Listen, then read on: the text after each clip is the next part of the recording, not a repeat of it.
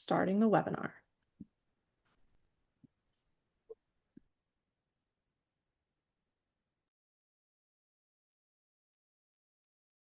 Hi, gonna give everyone a couple minutes just to filter in.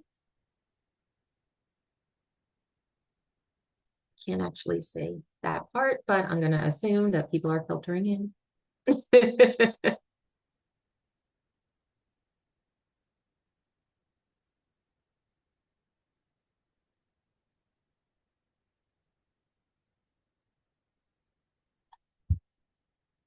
Okay, welcome everyone to another week of our National Speech, Language, and Hearing Month webinar series, our Lunch and Learns. This week, we are going to be covering from eye gaze to IEPs, your questions answered. So you have been, if you've been to these, our webinars before, there's a comment section where you can give us feedback or make suggestions for future webinars, and that's where we pulled this information from. So your questions, hopefully, will get answered. Just some quick logistics to go over. Live transcription and captioning is available to use on Zoom. Please type your questions in the Q&A. I'm very informal, and because we're going to be talking about different topics, if you have a topic-specific question, we'll probably pause so I can answer that question in real time. Otherwise, it might be a little confusing to go back to the topic later. If you have comments, please feel free to use the chat. There's going to be time at the end for even more questions if they come up. Information about the certificate request is going to be provided at the end of the webinar. In order to receive a certificate for this webinar, you have to attend the entire webinar, so until 1 o'clock. And attendance is verified via Zoom. We will give all of that information at the end. And please, if you do request a certificate, they are hand done by Haley, which we are so grateful for, but it takes some time. So please be patient. Okay, some quick learning objectives. Hopefully you learn more than this. And I'm going to be honest, some of these topics have shifted as, you know, more questions came in. These were kind of the original thoughts. I'm hoping to cover all of these, but I'm hoping you can identify at least 2 different eye gaze device options, describe at least one technique for working on accepting no after a request, and recall at least 2 goals related to AAC use. I'm going to embed that into what we talk about. So just know that that 3rd objective is a little more fluid in this. Some quick disclaimers. We are speaking from the perspective of speech language pathologists and AAC specialists. We are not AAC users. It's really important to always get information and perspective from AAC users. And I'm going to be using identity first and person first language just to accommodate both preferences. All right, I'm going to jump on in. So the first question, it was kind of 2 questions in combined. Can you go over specific access methods like switch access and more information about eye gaze access? Previously, we had done a webinar on this topic. So if you attended that, we love a refresher. And if you need additional information beyond what's here, please put it in the chat or the Q&A, and I'll be sure to kind of go over that. So when we're talking about selecting on an AAC device, you have direct selection and indirect selection. For direct selection, you're talking about choosing the target from the entire set of options, and you're going directly to the item. So we think of pointing, touching. Voice and eye gaze devices fall under that umbrella of direct selection because you are directly looking at a picture or an icon and then something's happening. So you are directly engaging with the device itself. The exception to that is if you are doing eye gaze with switch. For example, with like a neuro node. A lot of times people will do eye gaze to kind of do that initial selection and to focus on it, and then you hit the switch in order to actually activate that choice. Here are some eye gaze options. So if you are not as familiar with eye gaze devices, they were originally brought into the AAC world, the eye gaze technology, for individuals with ALS. Their bodies, typically an individual with ALS, your body is, you're going to lose the ability to move areas of your body with the exception of your eyes. So it really was beneficial for these individuals to be able to look at different parts of the screen in order to access AAC. As time went on, we saw that this technology could be really helpful and beneficial for other disabilities, whether it's cerebral palsy, a spinal cord injury. Having said that, not all individuals are kind of stationary, right? Sometimes we have extraneous move. I move constantly. Sometimes our clients, consumers, whatever we want to, or ourselves, our family, have extraneous movement while they are seated, whether it's purposeful or not purposeful. And so we needed to kind of adjust the technology because we would have a window of, okay, this is where your eyes have to be and you have to move, like stay within that box. But if you moved out of the way, it was no longer picking up your eyes. The technology has adapted over the years to allow for some extraneous movement. And as long as you're kind of within a specific window, you can usually access it. In addition to the fact that you can now access them with one eye. When you get an eye gaze device, you set it up for your eyes, you calibrate it to make sure that you're able to kind of look at all the areas of the screen. If that is difficult, if you're just a beginning user, you can actually use an eye gaze device with a 1-point calibration at this point. It's always great to be able to get as many as possible, but just to kind of show how the technology has improved over time. A lot of companies at this point offer eye gaze options, whether it's built into the device itself or it's added as an extra part. So if you put the eye gaze device at the bottom of whatever the device is, for example, Talk to Me Technologies has 2 different eye gaze cameras, and you can try either one or both and see which one works for you. The thing about eye gaze devices is, yes, we want to look at the vocabulary, but it's almost backwards how we think about it. Usually we go, okay, we need the vocabulary, and then we're going to put this on the device for the individual. If an individual cannot access the eye gaze camera, doesn't matter what vocabulary you have on there, right? So you want to find first which camera that individual is able to access and is able to activate icons on the device with. And then we're going to look at the vocabulary and make it work for that individual. So there's some just additional info about eye gaze technology. So we kind of went over your direct selection. Now we're going to talk about indirect selection. And when we're talking about indirect selection, typically what we're talking about is scanning. So indirect is when the field gets progressively smaller in order for you to like decrease the number of options before you get to the target. So instead of this big array where you're activating it, via your eyes or your hands, it's going to go through different options in order for you to make that choice. There are different patterns and scanning patterns, and I'm going to go over them in a minute. This is really a great option for individuals who are unable to access via direct selection.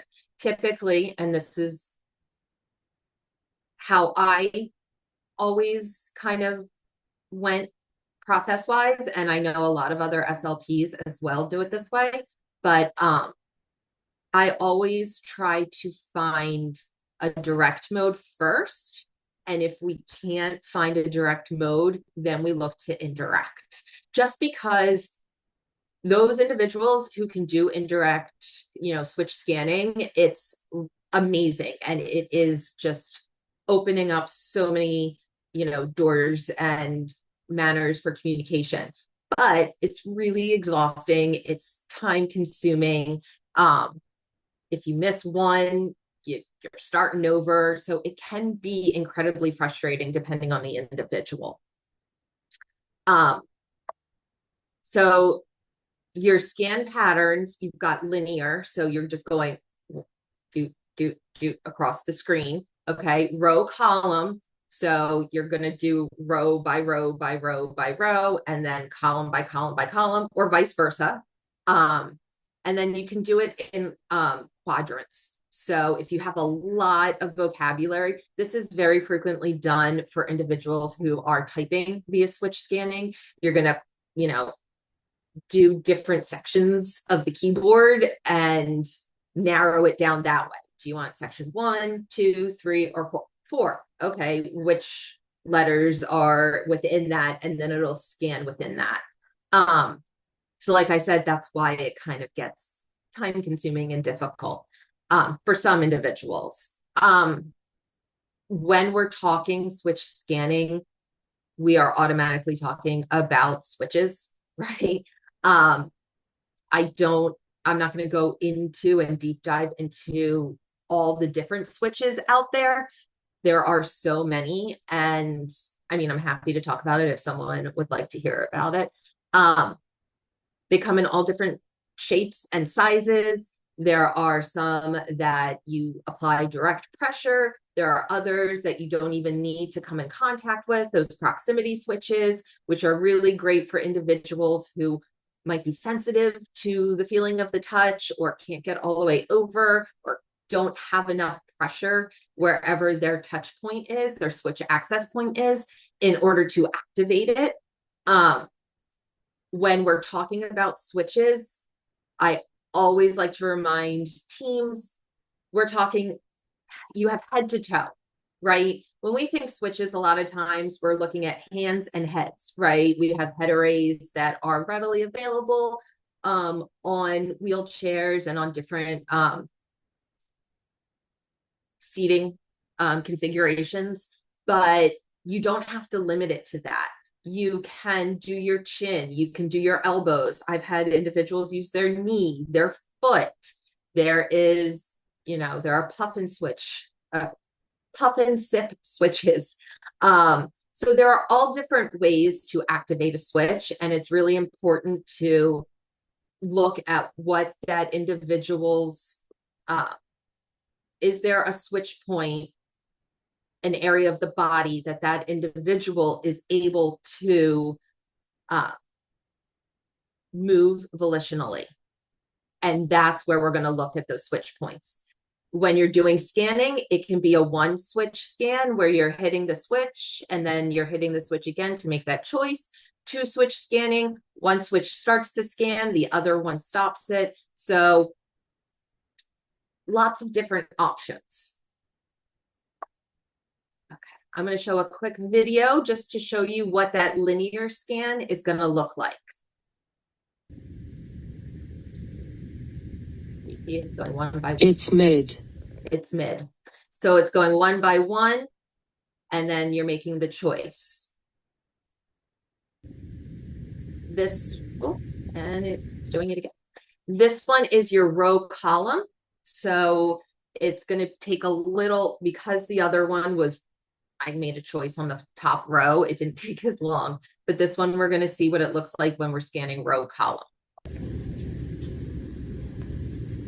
Going down by rows. That's the row we want. And it's going to go through. Chicken nuggets with honey mustard. You make your choice. How many icons, whatever it is, the configuration that we have, that's going to kind of also dictate how we use the switch scanning. Before I move on, are there any questions specific to eye gaze or alternative access modes that I didn't talk about that you'd like to hear about? Not any currently in the chat or Q&A, but folks remember that those are open for questions that we can answer live. Gorgeous. Okay, I'm gonna move on to the next section. How do you work on accepting no? So the big, when you're starting out with AAC and any concept really, when you're working on, if you're working on requesting, and initially it's, if they ask for something, you want to reinforce it, you give them that item, you give them access to it. Eventually, we're going to have to say no. How do we work on that without making things more difficult or without confusing the situation or making it unclear that like, okay, well, you told me that if I did this, I was going to get what I asked for, and now you're telling me no, right? These are just a few strategies that can be really, really helpful.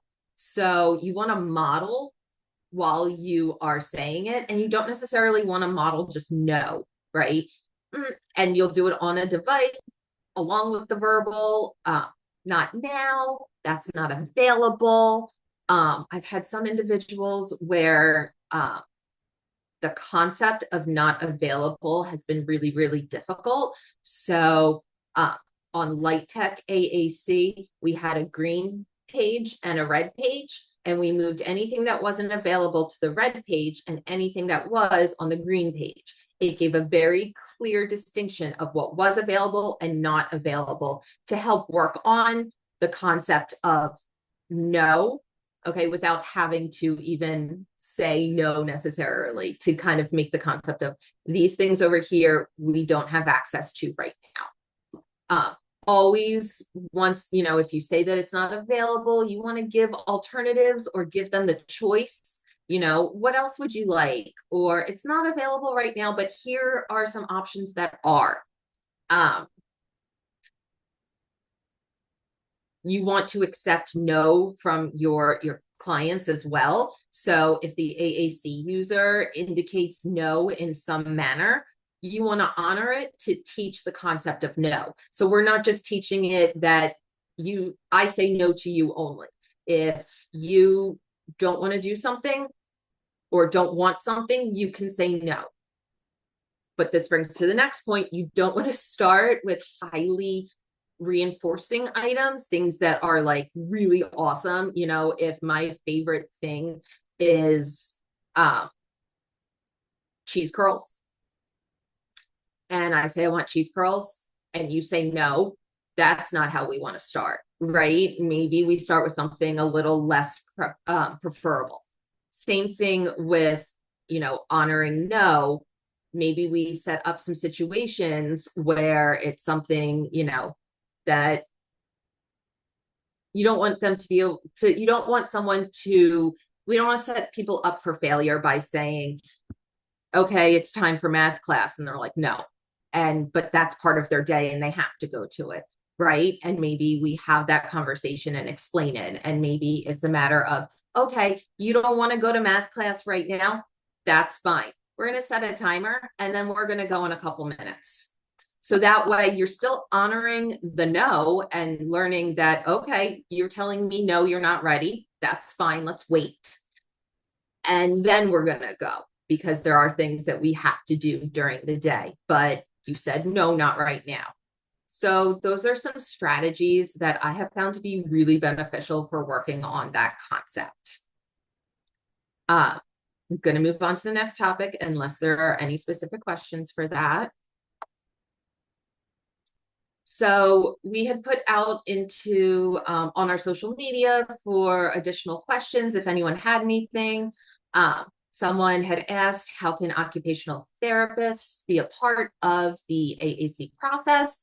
So I'm kind of broadening it to just an interdisciplinary approach to AAC. A lot of words on this slide, but it's really important to kind of think about when we're working on AAC, we are working on an entire person, right? This is not just you communicate with me 30 minutes and like, bye, okay, and best of luck with everything else, especially when you're looking at individuals with multiple disabilities, perhaps individuals with complex bodies, hearing impairment, visual impairment. These are all things that we want to take into account. So yes, you have your SLP doing the initial AAC trial process and tracking that progress, setting up and customizing the vocabulary and training the team members, right? But then we want to look at, okay, is physical therapy. They would be helping with mobility and positioning. So, if the individual is ambulatory with or without an aid, can they carry it on their own? Is it the right size? Do we need to explore mounting systems? When they're utilizing different mobility aids or in different positions, do we have mounts that are appropriate and accessible for all of those positions, right? If someone is in their wheelchair, but then they're also working on using a walker, and then in the afternoon, maybe they're lounging a little bit. How are we looking at all of that stuff? Do we have a wheelchair mount? Do you have a rolling mount for when you're in, different positions? If they're using some sort of mobility aid like a walker, is this something that they can carry with them? Is there something that we can figure out to attach? Walkers have always been really difficult to figure out how to attach something without being in the way, for lack of a better word. But these are all things that we want to talk to our PT and consult with them about. If you're looking at eye gaze, is the position where it needs to be? Is the student comfortable, or individual adult comfortable in this position? Okay, and now we're going to, fix the device to suit their needs. Occupational therapists are helping with visual motor skills, sensory processing. So when we're talking about fine motor skills, if we're looking at direct selection with our hands, we definitely want to have that conversation with occupational therapists about, grid size for actually activating. Do we need a stylus? Is the individual able to grip a stylus, or do we need some sort of AT for gripping that? Do we need a key guard in order to make sure they're able to access the device? When we're looking at switch scanning, we're going to go back to PT because, we're going to talk about areas of the body that have that volitional movement. We're going to talk to OTs about how to activate it. They are helping us with activating the devices and scanning and that processing. Always include a parent, a guardian, the team at home. It's so important. It's so pivotal. It doesn't matter if they can just use a device in school. We need to know that they can use it at home and the family is involved in it, what vocabulary they want, what vocabulary they don't want, helping them understand the routines throughout the day and getting their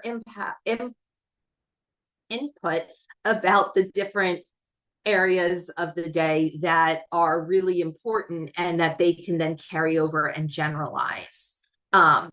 If a family can't use the device or isn't trained on it or doesn't, we don't have the buy-in of the family or the guardian or if they live in a community living arrangement of the team, then we need to be able to have it generalized across situations. And if we don't have that buy-in, it's not going to get generalized. And it's going to be frustrating that an individual is working to communicate one way in one place and one way in another.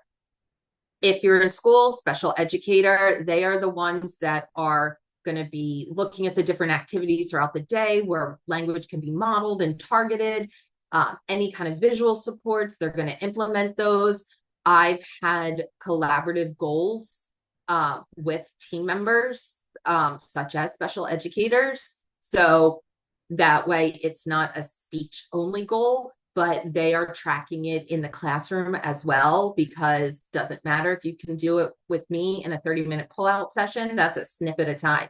But how do you do it throughout the day? What does this look like in different activities, right? So if we're starting out with just accessing and activating, you might say, have a goal that is related to the individual will communicate either requests, well, whatever it is you're targeting, X amount of times in, a 30-minute activity.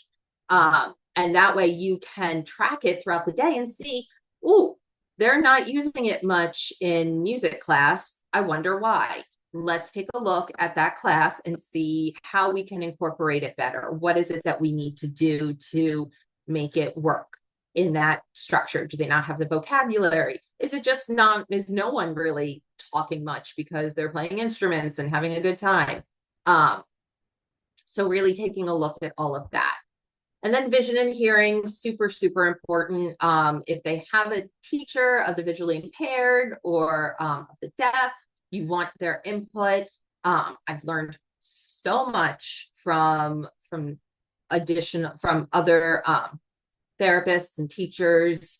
Having that collaborative model is not beneficial just for the individual because, these other disciplines know how to work on AAC, but we are learning from other disciplines as well, right? So getting input about, okay, does the device need high contrast? Do they have a diagnosis like cortical visual impairment? Is the glare bothering them? How can we mitigate those things?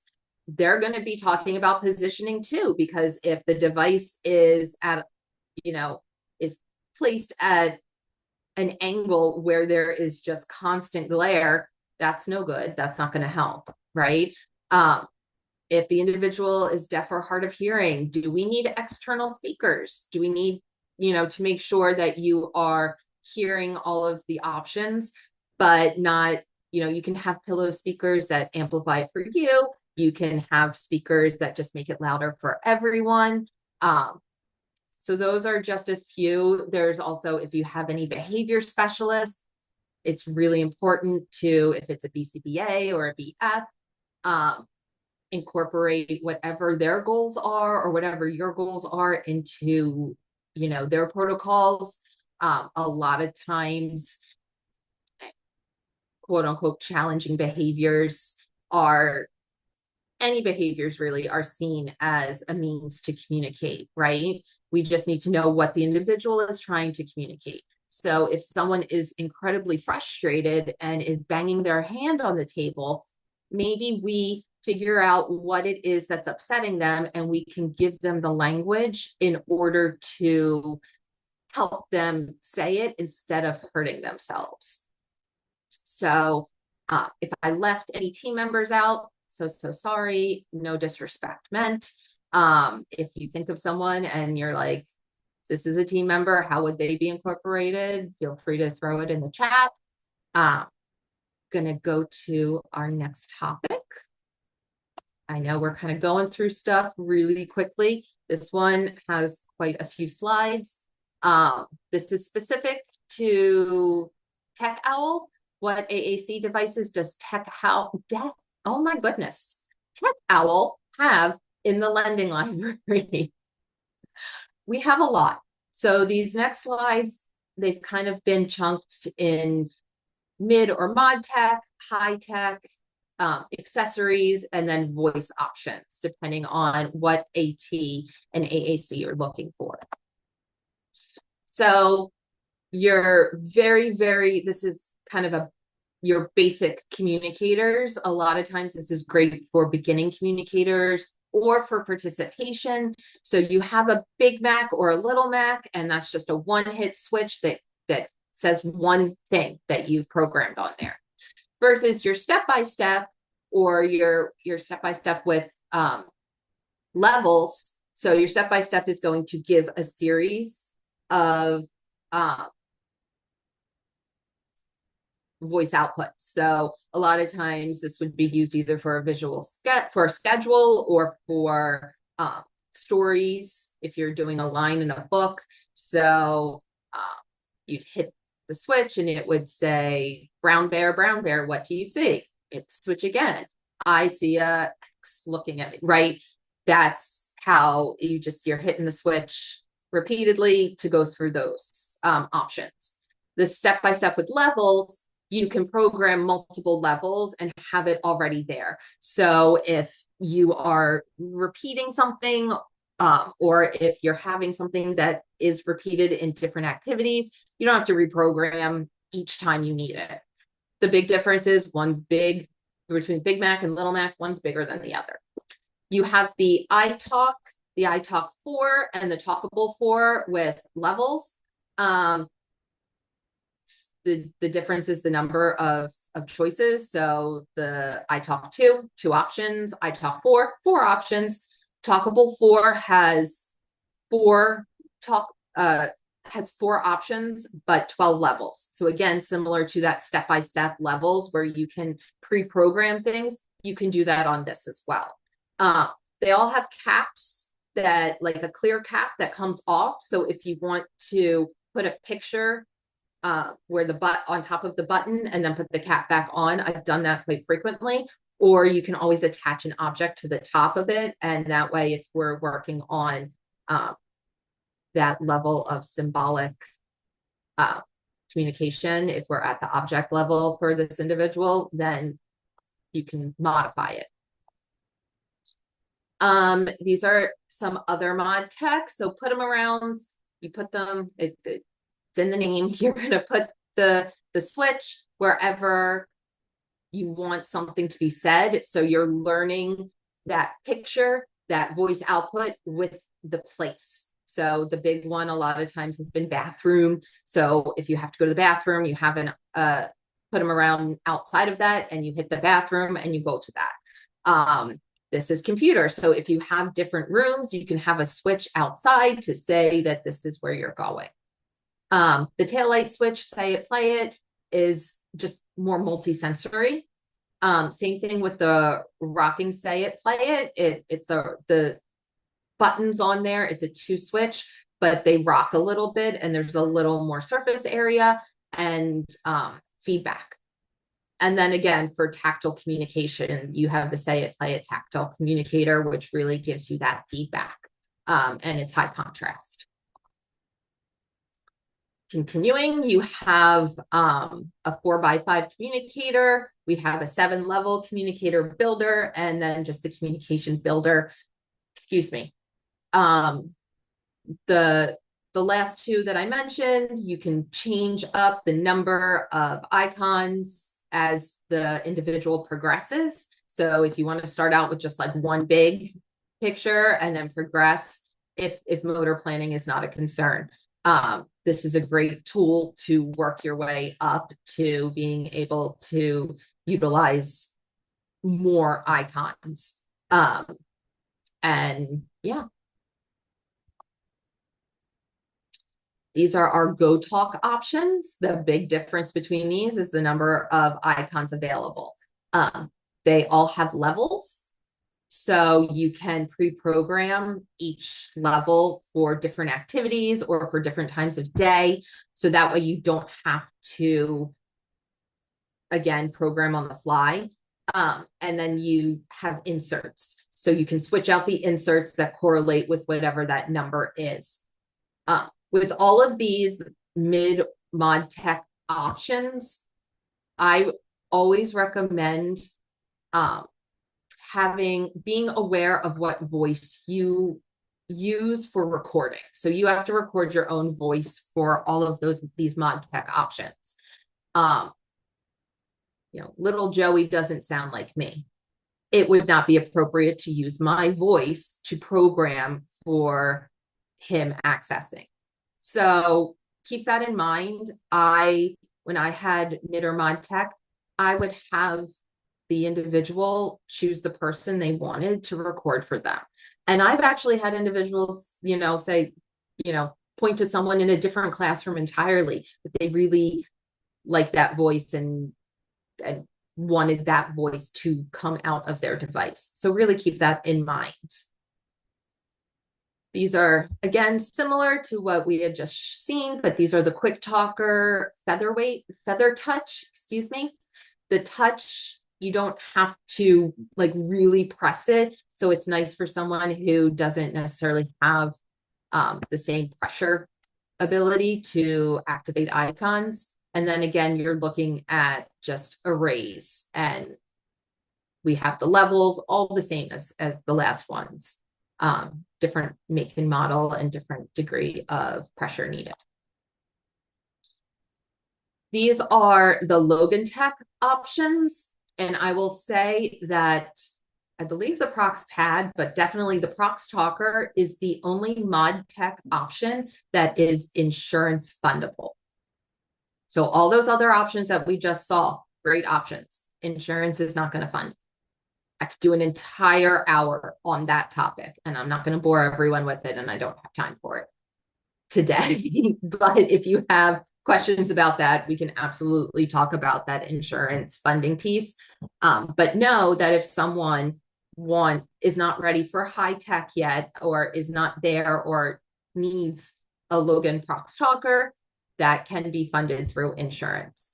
So the Prox Talker is basically a talking picture communication book. These were all created for, there was an individual named Logan who was using a picture book and had tried high-tech dynamic display and was not ready for it, but there was no in-between. So his father said, well, we need to create an in-between. And that's what he did. Amazing company, small company, really awesome. It is almost indestructible, right? So there, if you go to their website, you can see a video of running it over with a car. And that happened because one of the prototypes, Logan, threw out the window on the highway and it smashed. So really, really durable. Pretty water resistant. So you can take it like around the pool and you don't have to be as careful. Or if if someone has difficulty with their secretions, it's not going to be an issue. The Prox Pad is similar in the sense that it has voice output for the pictures or the objects, but you don't have multiple choices. You swipe it over or you touch it to it. It also has something called proximity mode. You can mount it underneath something and just swipe it across. And if it's, a certain amount of thickness, it'll speak whatever it is you program on there. You're going to program whatever, it comes with icons, but you can create your own. Those icons will work on any button. So just because I program it on that when I'm touching the first button doesn't mean I can't use it on that fifth button. If you're interested in this, we have some videos on Instagram and TikTok that really go into detail about this item. All right, now we're in high tech world. So these are your direct selection with your hands devices. So you have different companies that make different devices. And these are just what we have. So there are devices out there that are not included here because we don't have them in our lending library. We have an Accent 1000 by Prenke Romick. We have a NovaChat 8, which is just, it's 8 inches. That's what lets you know. The Lingraphica Touch Talk. So if you're working with individuals post-stroke, this is a really, who have aphasia, this is a really good option for those individuals. And then we have 2 that are really tiny, that are cell phone size. So we have the Via Nano and the WeGo 5. So what's great about those is they are cell phone size, they're tinier, they're easier to, take around with you. And you can have different options of apps on those devices. Not any app, but different options.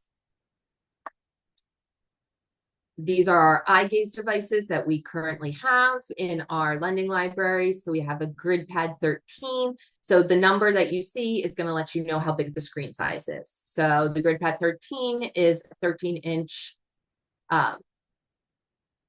screen, excuse me, and it has smart boxes grid on it. That's the app. Your TV i13 and i16, one's 13 inches, one's 16 inches, and those come with TV Snap.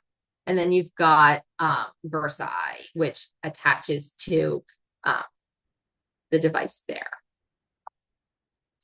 And we have iPads. So we have an iPad and an iPad mini specifically for AAC. So if you are looking for a very specific app and you want to go through the funding process down the line, or if you are looking to try something to have just on an iPad down the road, either purchased through the school or waiver funding, you can request an iPad and you can request it with multiple apps. These are just some examples of some of the apps that we see frequently requested, but we do have more than that. I just didn't have space to list all of it. But these are some really great app options to get you started. If you are in the middle of your trial and you have Quota Go on there and it's not vibing, it's not working, you can reach out and request touch chat, and we can, as long as we have one of the licenses available, we can send it out. You just have to be connected to Wi-Fi. It'll remotely send it to the iPad. When we're talking accessories, we've got, a Bluetooth switch, which can, self-explanatory. We have an additional speaker that will amplify for devices for the Versa. We have two mount options. We have the connected table mount for the TD I series, as well as a clamp mount, which will be able to, it's like a desk mount that it clamps on. We do not have in our lending library larger mounts or wheelchair mounts. So no rolling mounts and no wheelchair mounts. Wheelchair mounts because it's very specific to the wheelchair, and there's so many little pieces that we would have to, it's really difficult. They're super customized depending on what wheelchair you have. And the rolling mount is just massive. If we don't have a mount and that you want to try, you can always reach out to your local vendor. This is not my particular area of expertise, but I did want to mention that we have like electrolarynx and voice options for individuals that are looking to trial that as well. Okay, I'm looking at the time. I'm going to speed on through. So this next one is, what AAC services does TechOwl offer? How can someone connect families to those services? Great question. So for our adult consumers, one of our big programs is our Just So speech services. It stands for Just Short Term Online. It is for consumers of Pennsylvania's Office of Developmental Programs. It's all virtual, it's all online, and that's because it's for anyone in the state of Pennsylvania. And I would love, my colleagues and I would love to be able to just like jump on a plane or a train and head over to, Pittsburgh, but, we can't on a daily basis, and Pennsylvania is deceptively large. So this is the best way that we have found to make our services as accessible as possible to as many people as possible. They are not traditional speech services. It's consultative and collaborative in nature. So it's not one-on-one every week where we meet and do kind of goal work. We are really working on a bigger goal. The thought process behind it was individuals, once they turn 21, 22 in Pennsylvania, services go away, but the need remains. And how can we help try and fill that gap a little bit, whether you had a device and need a new one, whether you have one and your new staff don't know how to use it or needs a makeover. You've never had a device before because they didn't exist when you were in school and you're looking to try something now. That is the website at the bottom. If you have any questions about that, you can always email justso@temple.edu. Similar program for our Philadelphia folks. So Just So is for everyone in Pennsylvania except for Philadelphia, because Philadelphia consumers that are 21 and over and are registered with intellectual disability services can have those virtual consultative speech services up to and including getting a funded device. Same thing for your Just So. Difference is Just So has a short-term cap on it and is, again, it's location based. There is the referral website is at the bottom of the screen. We offer virtual AAC consults to anyone. So that way we can provide information and assistance on AAC and AT. For anyone in Pennsylvania, we can demo available communication equipment and tools. We can talk about the lending library, how to borrow AAC. We can give resources for funding and supports that are available. This is not, a one-on-one session though. So we are not the SL. We are an SLP. We are not your SLP in this situation. So we're not going to make actual recommendations of you need to try this. There's kind of a line that we have to hold with that, but we'll give you different options and talk about it with you for families, AAC users, therapists. And then for our EI folks in Philadelphia, we do EI consultations, birth to 3. We will meet virtually and talk about not just AAC, but we'll go over AT in general. So again, very similar, but we're not writing reports. We're not giving direct services. It's that consultative model and working with the team to be able to provide information of what's out there and guide through that process. And we do demos. So if you are local, we will do a demo at our community space, or if you are not, we can do it virtually. Whether it's a demo of certain apps, we can share our screen, or we can just hold up devices and kind of talk about those things. If you wanted to make an appointment, there is that link is at the bottom of this. We are happy to do that. This one, I loved this question. So how can I get hands-on experience with AAC? If you're in Philly, please come to our community space. It is on 1392 Cecil B. Moore Avenue in Philadelphia. It is on Temple's campus, right next to Insomnia Cookies. You can, either email one of us if you wanted to get hands-on experience with AAC. Those are the open hours, so you can just pop in if you just want to take a look at the space and get hands-on experience with any of the equipment in there. Or if you want to come and pick up free equipment from our reuse program.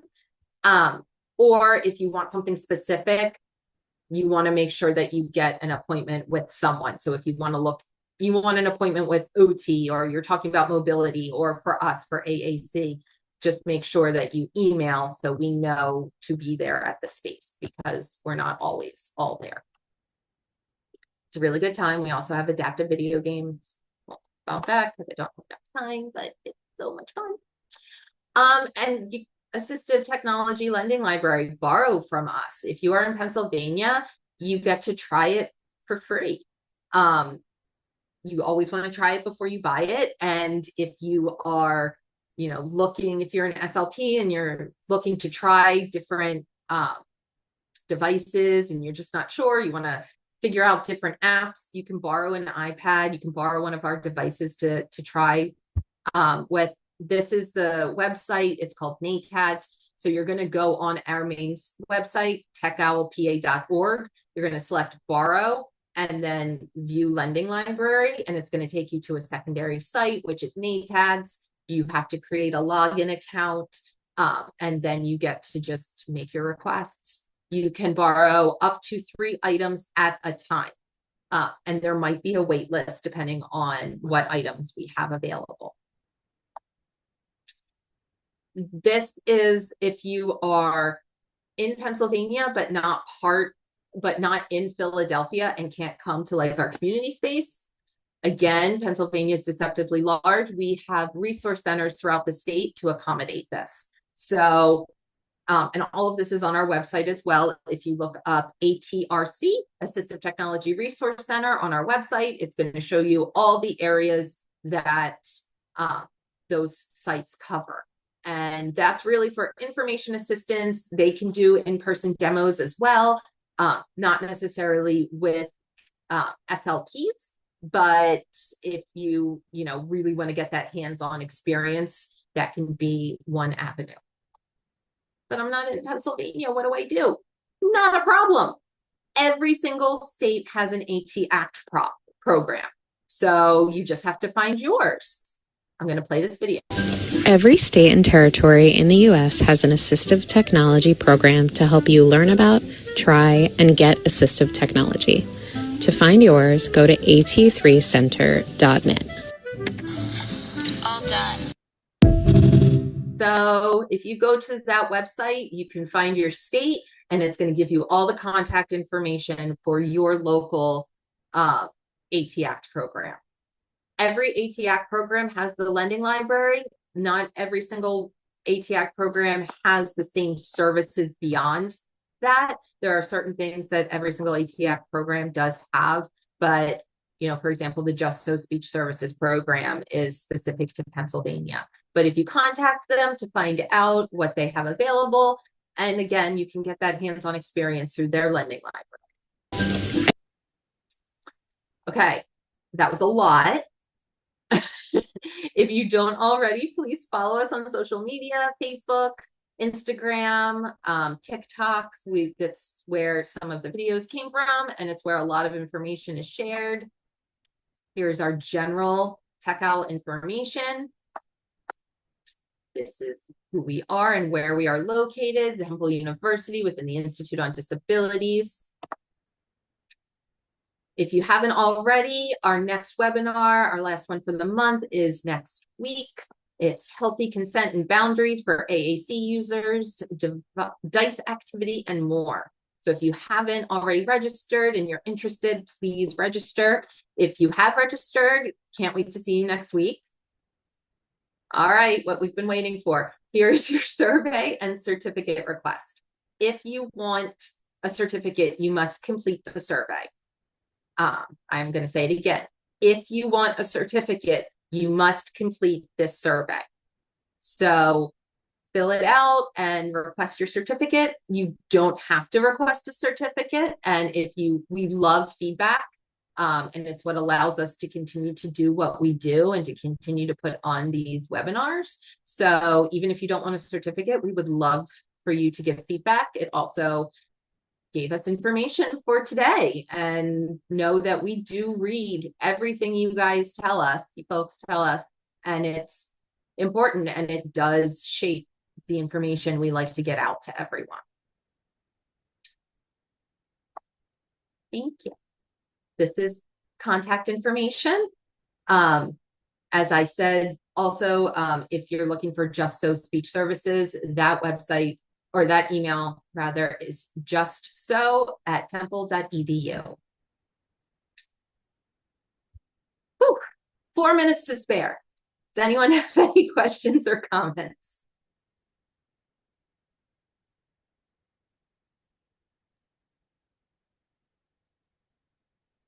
I'm going to stop my share.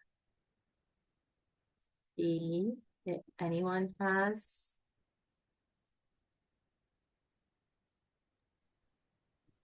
No questions that weren't already answered. Love it. Well, thank you so much, everyone, for attending. Really appreciate it. Hope to see you next week.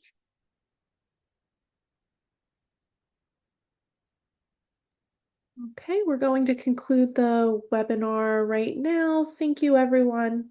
Have a great afternoon. Bye.